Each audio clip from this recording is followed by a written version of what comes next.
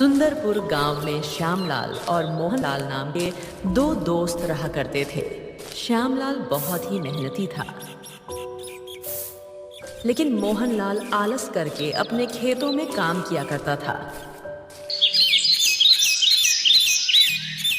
अरे वाह श्यामलाल, मैंने सुना है इस साल तुम्हारी बहुत ही अच्छी फसल हुई है। हाँ काका, इस बार मेरी बहुत अच्छी फसल हुई है। फसल बेचने पर मुझे बहुत अच्छा मुनाफा होगा। बेटा, तुम्हारे खेत में कुल कितनी बोरी फसल हुई है? काका, 5 एकड़ जमीन पर कुल 200 बोरी हुई है। ठीक है काका, चलो अब मैं चलता हूँ। मुझे आज अनाज को बेचने के लिए जाना है। ऐसा कहकर रामू वहां से चला जाता है। तभी थोड़ी देर बाद मोहनलाल भी वहां से अपने खेतों की ओर जा रहा था। अरे मोहनलाल बेटा, कहाँ जा रहे हो? काका, खेत में फसल की बोरियां हैं। आज सुबह जल्दी जाकर मैंने भर दी थी, अब उन्हीं को लेने जा रहा हूँ। मोहनलाल, तुम्हारे पास भी 5 एकड़ जमीन है ना? तो तुम्हारे खेत में इस बार कितनी फसल की बोरियां हुई हैं?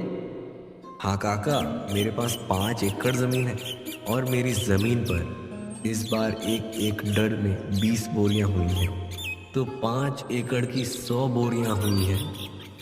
क्यों मोहनलाल बेटा, तुम्हारे खेत में 100 बोरी की फसल ही क्यों हुई है?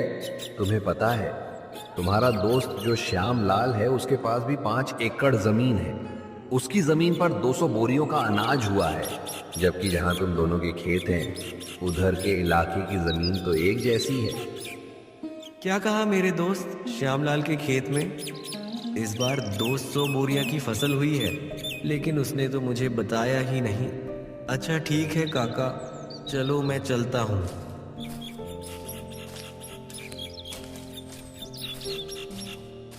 फिर शाम को मोहनलाल अपनी फसल बेचकर अपने घर लौट जाता है।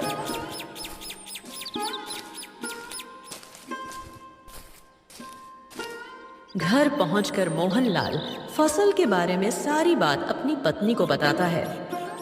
मुझे पता है आपको ज्यादा बोरिया का नुकसान क्यों हुआ है, क्योंकि आप अपने दोस्तों की तरह मेहनत नहीं करते, इसलिए आपको ज्यादा बोरियों का नुकसान हुआ है। क्योंकि आपका जब मन होता है आप तभी खेत पर जाते हो, और अगर ऐसा ही रहा तो कैसे चलेगा। अरे भाग्यवान, इसमें मेरी भी क्या गलती है? मुझसे जितना होता है मैं वह सब कर लेता हूँ। अब मुझे तुम ही बताओ, मैं इसके अलावा क्या करूँ? आज आप अपनी जमीन को बेच दो और श्यामलाल के पास वाली जमीन को खरीद लो। अगर श्यामलाल की जमीन 5 एकड़ है तो आप भी पूरी 5 एकड़ जमीन को खरीद लो, और श्यामलाल से कहो कि अब हम दोनों पूरे 10 एकड़ जमीन पर एक साथ मिलकर काम करेंगे, और जो भी मुनाफा होगा दोनों बराबर बांट लेंगे। हाँ, तुम ये बात बिल्कुल सही कह रही हो। मैं कल ही श्यामलाल के पास जाकर इस बारे में बात करूंगा, और मुझे जहाँ तक पता है श्यामलाल मेरी इस बात को टालेगा नहीं। फिर अगले दिन सुबह होने पर मोहन अपने दोस्त श्यामलाल के यहाँ जाता है। भाई श्यामलाल, कैसे हो तुम? मोहनलाल, मैं अच्छा हूँ। तुम बताओ, तुम सुबह सुबह यहाँ कैसे आ गए? श्यामलाल, हम और तुम दोनों बचपन के बहुत अच्छे दोस्त हैं, तो मैं सोच रहा था कि मेरी ज़मीन को मैं बेच दूं और तुम्हारी ज़मीन के पास ही ज़मीन खरीद लूं, वह भी तुम्हारी ज़मीन के बराबर, पूरी 5 एकड़। हाँ हाँ मोहन भाई, खरीद लो। ये तो बहुत ही अच्छी बात है, मुझे भी मेरा एक अच्छा पड़ोसी मिल जाएगा।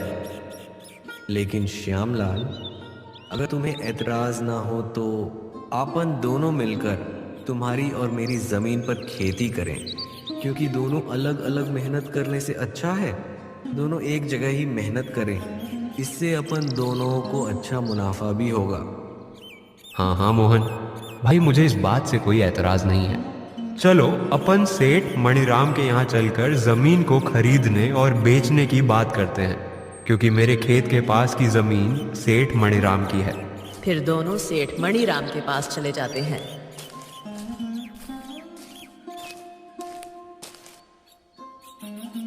सेठ जी, श्यामलाल के पास वाली जो ज़मीन आपकी है, मुझे उस ज़मीन को खरीदना है। तो खरीद लो, हमने कब मना किया है? लेकिन जमीन खरीदने के लिए पैसे लेकर आए हो। दरअसल सेठ जी, बात ऐसी है कि मैं अपनी 5 एकड़ जमीन बेचना चाहता हूँ और श्यामलाल के पास वाली 5 एकड़ जमीन खरीदना चाहता हूँ। तो खरीद लो, मुझे कोई दिक्कत नहीं है, लेकिन मेरी जमीन के बदले मुझे तुम्हारी जमीन और 5,000 रुपये चाहिए। लेकिन सेठ जी, मेरी जमीन भी तो 5 एकड़ की है और आपकी जमीन भी तो 5 एकड़ की है, तो फिर आप मुझसे 5,000 क्यों मांग रहे हो? देखो भाई मोहन, जमीन की समय के हिसाब से कीमत होती है। अगर तुम्हें लेनी है तो 5,000 दे दो, वरना कोई बात नहीं। ठीक है सेठ जी, चलो आप 5,000 ले लेना, लेकिन आपकी वह जमीन मुझे दे दो। फिर मोहनलाल सेठ मणिराम से उसकी जमीन खरीद लेता है। फिर ऐसे ही कुछ दिन बीतने के बाद, सुनो भाई मोहन, हमें कल से खेतों में हल चलाना होगा, इसलिए कल सुबह तुम तैयार रहना खेत जाने के लिए। अरे यार, हल चलाने में तो बहुत मेहनत लगती है। बैल के साथ साथ पूरे खेत में चलना पड़ता है। मुझे इस काम से बचने के लिए कोई ना कोई बहाना तो बनाना ही पड़ेगा। अरे सुनो भाई श्याम, आज मेरी पत्नी के पिताजी का देहांत हो गया है और मुझे 12 दिन के लिए उनके वहां जाना पड़ेगा, और अगर मैं वहां नहीं गया तो अच्छा नहीं लगेगा। हाँ मोहन भाई, ये बात तो सही है। वह तुम्हारे पिता समान है, तो तुम वहाँ चले जाना। तुम्हारे हिस्से का काम भी मैं ही कर लूँगा, तुम बेफिक्र होकर चले जाओ। मुझे तो ऐसा लग रहा था कि तुम इस बात के लिए बिल्कुल नहीं मानोगे, पर तुम सच में मेरे बहुत अच्छे दोस्त हो। मैं 12 दिन बाद वापस आकर तुम्हारे साथ खेत में बहुत मेहनत करूँगा। फिर थोड़ी देर बाद महेश अपनी पत्नी के साथ उसके ससुराल चला जाता और इस बात से श्याम बहुत परेशान हो जाता है। सुनो जी, आप इतना परेशान क्यों नजर आ रहे हैं? क्या हुआ? क्या बात है? अरे कुछ नहीं मोहन, अपनी पत्नी के साथ उसके मायके गया है और खेत में बहुत काम पड़ा है। अरे तो आप परेशान मत होइए, वो जब तक नहीं आते मैं आपके साथ खेत में काम करवा दूंगी। फिर अगले ही दिन से श्यामलाल अपनी पत्नी राखी के साथ मिलकर हल चलाने का काम शुरू कर देता है। फिर कुछ दिन बीतने के बाद श्यामलाल मोहन की यहाँ जाता है। सुनो भाई मोहन, बारिश के दिन चालू हो गए हैं और थोड़ी थोड़ी बारिश भी आने लगी है, तो मैं सोच रहा हूँ अपन दोनों मिलकर बारिश के पानी के जाने के लिए रास्ता बना दें। अगर अपन पानी के जाने के लिए रास्ता बना देंगे तो अपने खेत में बारिश का पानी एक जगह जमा नहीं होगा। अरे लेकिन श्यामलाल भाई, मुझे आज बहुत जरूरी काम है। अरे क्या हुआ मोहन भाई, इस समय तुम्हें ऐसा कौन सा जरूरी काम आ गया? अरे हाँ, मैं तुम्हें बताना तो भूल ही गया था। मुझे तुम्हारी भाभी को लेकर शहर में डॉक्टर के यहाँ जाना है, क्योंकि 2-3 दिन से तुम्हारी भाभी की तबीयत बहुत खराब चल रही है। ठीक है मोहन, तुम चले जाना, मैं यहाँ का सारा कामकाज देख लूंगा। फिर महेश अपने मन में सोचता है, अरे वाह, ये तो मेरी इतनी जल्दी ही बात मान गया। मेरे हिस्से का काम भी करने के लिए तैयार हो गया। दोनों मिलकर खेती बाड़ी करेंगे। यह तरकीब मेरी बिल्कुल सही रही, नहीं तो मुझे अकेले ही खेत में इतना सारा काम करना पड़ता। क्या सोच रहे हो मोहन भाई? तुम चिंता मत करो, मैंने कहा ना, मैं यहाँ का सारा कामकाज देख लूंगा। तुम निश्चिंत हो कि भाभी को डॉक्टर को दिखा लाओ। वही तो मैं सोच रहा हूँ कि सारे कामकाज तुम्हारे ऊपर छोड़कर शहर जाना मुझे बिल्कुल अच्छा नहीं लग रहा, मगर क्या करूँ, जाना तो पड़ेगा ही। फिर मोहन अपनी पत्नी को लेकर शहर चला जाता है। वो दूसरी ओर श्यामलाल बारिश में भीगता हुआ अपने खेत में बारिश के पानी को जाने के लिए रास्ता बनाने लगता है। फिर रात होने पर, सुनो जी, मुझे ऐसा लगता है जब अपने खेत में कोई काम नहीं होता है तो आपका दोस्त मोहनलाल घर पर ही रहता है, और जैसे ही आपको खेत में कोई काम होता है वह कोई ना कोई बहाना बना लेता है। मेरा शक बिल्कुल सही है, वह जानबूझकर बहाने बनाता है और शहर चला जाता है। यह तुम क्या बोल रही हो? तुम ऐसा बोलकर मेरे और मेरे दोस्त के बीच झगड़ा करवाना चाहती हो? वह मेरा बचपन का दोस्त है, वह मुझे कभी धोखा नहीं दे सकता। आपको मेरी बातों पर बिल्कुल भी विश्वास नहीं है। न देख लेना, कुछ ही दिनों में आपको सच का पता चल ही जाएगा। फिर ऐसे ही कुछ दिन बीतने के बाद फसल तैयार हो जाती है। मोहन भाई चलो, आज हमें फसल की कटाई करनी है, क्योंकि आज शाम को ही मुझे मेरी पत्नी के साथ शाली की शादी में जाना है। और आज फसल को नहीं काटा तो कल से फसल खराब होना शुरू हो जाएगी। हाँ हाँ श्याम भाई, चलो आज अपन फसल को काटकर बोरियों में भर लेंगे। पूरी फसल को काटकर बोरियों में भर लेते हैं। फिर वह दोनों खेत में चले जाते हैं। ठीक है मोहन भाई, अब अपन ने सारी फसल की बोरियां तो भर ली और अब शाम भी हो रही है, तो मैं साली की शादी में जाने के लिए निकल रहा हूं। तुम इन अनाज की बोरियों को बैलगाड़ी में भरकर अपने घर ले जाना। जब मैं कल आऊंगा तो अपन इस अनाज को मंडी में बेच आएंगे। अरे भाई तुम चिंता मत करो, जब मुझे काम था तो सारा काम तुमने अकेले ही किया था, और अब तुम्हें काम है तो मैं सारा काम अकेले ही कर लूंगा। तुम इस बात की बिल्कुल भी चिंता मत करो, मैं इन बोरियों को बैलगाड़ी में भरकर घर ले जाऊंगा। फिर मोहन सारी फसल को बैलगाड़ी में भरकर घर ले आता है। सारी फसल को यहाँ क्यों लेकर आए हो? मंडी में बेचकर क्यों नहीं आए? वह क्या है ना, श्यामलाल उसकी साली की शादी में गया है और वह कल सुबह तक लौटेगा। उसके आने के बाद ही हम इन बोरियों को मंडी में बेचने आएंगे। चलो, यह तो अच्छा है कि सारी बोरियां आप यहाँ लेकर आए हो। मेरे पास एक तरकीब है। बताओ बताओ क्या तरकीब है, और यहाँ फसल को लाना क्यों सही है? देखिए, आपका दोस्त कल सुबह तक नहीं आने वाला, और इतने में अपन इन सारी बोरियों को अपने घर के पीछे वाले कमरे में रख दे तो सारी फसल का पैसा केवल अपना होगा। हाँ, यह बात तो तुम बिल्कुल सही कह रही हो, लेकिन अपन श्यामलाल को क्या बोलेंगे कि सारी फसल कहाँ गई? अरे, इस बात की आप चिंता मत करो।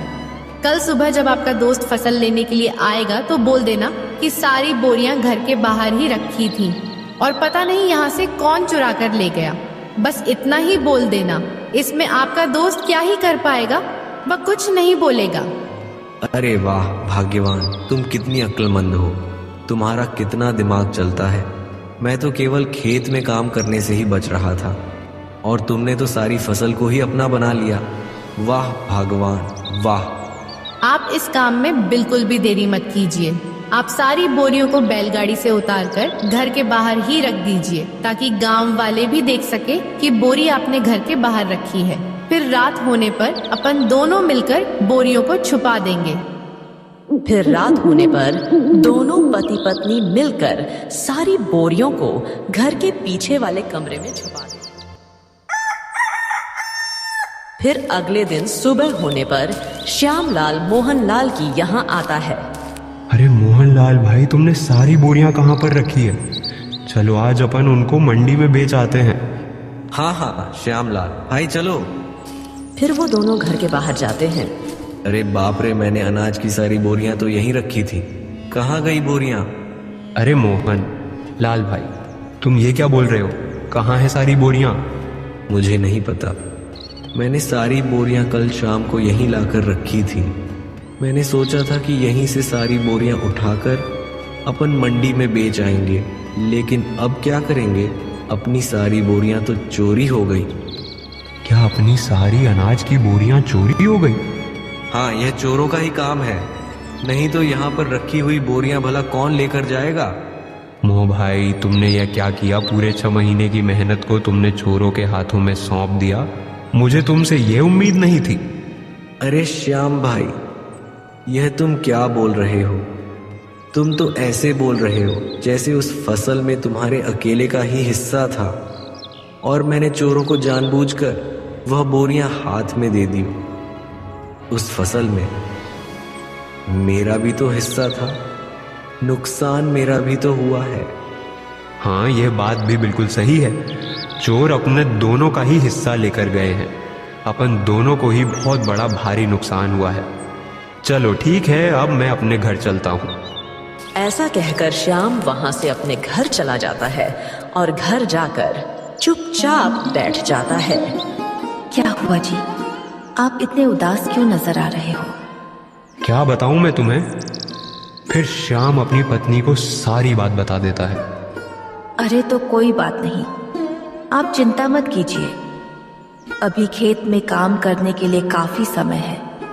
जब तक आप अपने घर के बाहर वाले आंगन में सब्जियां लगाकर उन्हें बेचने का काम चालू कर दो। हाँ, तुम यह बात बिल्कुल सही कह रही हो। मैं अब ऐसे ही हाथ पर हाथ धरा बैठा रहूंगा। घर बैठे रहने से कौन सा मुझे बैठे बैठे पैसा मिल जाएगा। फिर श्याम सब्जियां लगाने के लिए अपने घर के बाहर के आंगन में खुदाई करने लगता है। तभी खुदाई करते करते उसे एक मटका दिखाई देता। अरे, ये तो सोने चांदी से भरा हुआ मटका है। ये तो मेरा अच्छा भाग्य है। अगर मेरी फसल चोरी नहीं होती तो मैं कभी यहाँ सब्जियां नहीं लगाता और ना ही यहाँ जमीन पर खुदाई करता। अगर इसमें से एक सोने का सिक्का भी बेच दिया तो मेरी फसल के बराबर मुझे पैसे मिल जाएंगे। फिर श्यामलाल अंदर जाकर सारी बात अपनी पत्नी को बता देता है। यह सब भगवान की ही कृपा है, क्योंकि आप बहुत मेहनती इंसान हो। मेहनत का फल हमेशा मिलता ही मिलता है। और उधर दूसरी ओर मोहनलाल।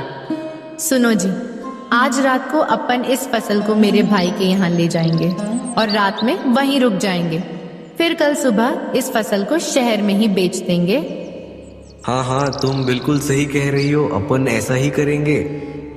फिर रात होने पर मोहन और उसकी पत्नी दोनों उस कमरे में जाते हैं तो देखते हैं उनकी सारी फसल की बोरियां खराब हो चुकी हैं। अरे, ये क्या हो गया? अपन ने इनको यहाँ छुपाने से पहले यह तो सोचा ही नहीं कि अगर फसल को थोड़ी भी हवा नहीं मिलेगी तो सारी फसल खराब हो जाएगी। ये सब तुम्हारी वजह से हुआ है। जो अपन को अपने हिस्से में मिलने वाला था, अब तो वह भी नहीं मिलेगा, चला गया। अब अपने हाथ से सब कुछ। अब क्या करेंगे अपन दोनों? हमारा सब बर्बाद हो गया। अब तो दोस्तों, हमें इस कहानी से यही सीख मिलती है कि हमें कभी भी किसी के साथ बुरा नहीं करना चाहिए, क्योंकि बुरा करने वालों के साथ बुराई ही होता है। और श्याम बहुत ही मेहनती आदमी था, तो उसे उसकी मेहनत का फल मिल ही गया।